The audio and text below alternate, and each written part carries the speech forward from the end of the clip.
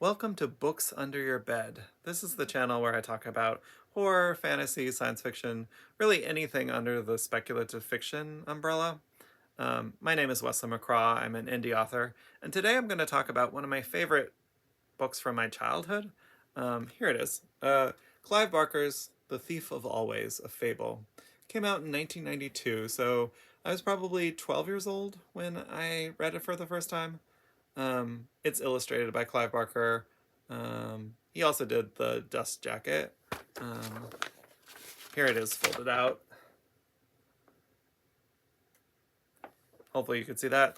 Anyways, before I get into what this is, I'd like to give a little context and explain who Clive Barker is. Clive Barker, if you've never heard of him, he's most famous for an 80s horror film, writing and directing it, Hellraiser, which introduced Pinhead. Before that, he was a rising star in the horror short fiction scene. He was one of the influential writers for splatterpunk. A lot of those stories from the Books of Blood have been adapted to movies, even some television episodes. Um, Stephen King was sort of famous for saying that like Clive Barker was the future of horror. Um, but interestingly, Clive Barker wasn't necessarily happy with only doing horror and only being known for horror, because horror focuses on scaring the viewer, um, and he wanted to do stories that wasn't its only goal. So he started to branch out into adult fantasy with horror elements.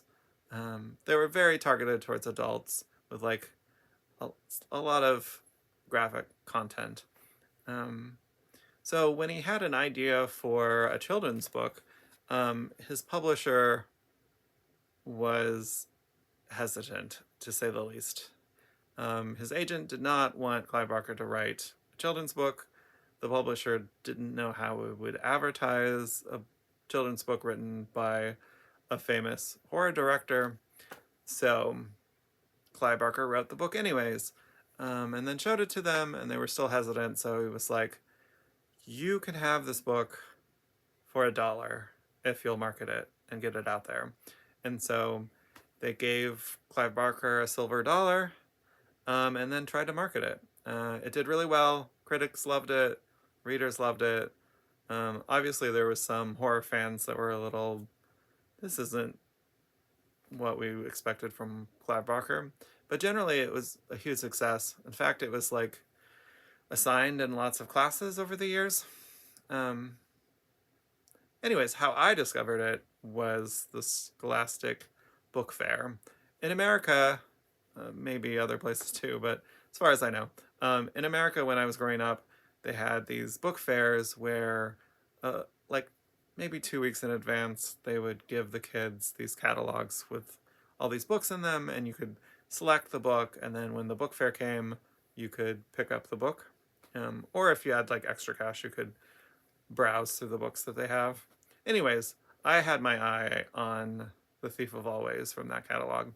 And so um, it really changed my life in the sense that once I read Thief of Always, I had to read everything else that Clive Barker wrote. Um, a little bit about the plot of The Thief of Always. It's about Harvey Wick. He's like a kid who's bored with his life. He wishes like time would move by faster so that he could get to holidays, so he could get to the parts of the year that are fun instead of the boredom of February. And he's lured to the holiday house. And in the holiday house, as denoted by this, has all of the seasons in one day, and has all of the excitement and no boredom and really all the delights that a kid could ever want.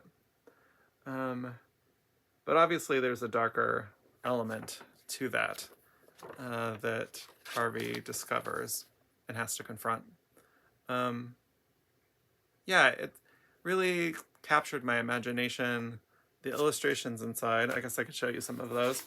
Um, here's Harvey with wings. There's a monster. There's one illustration near the end that really shocked me as a kid of like, this isn't a children, this is a children's book. Was this one with the melting out eyeballs.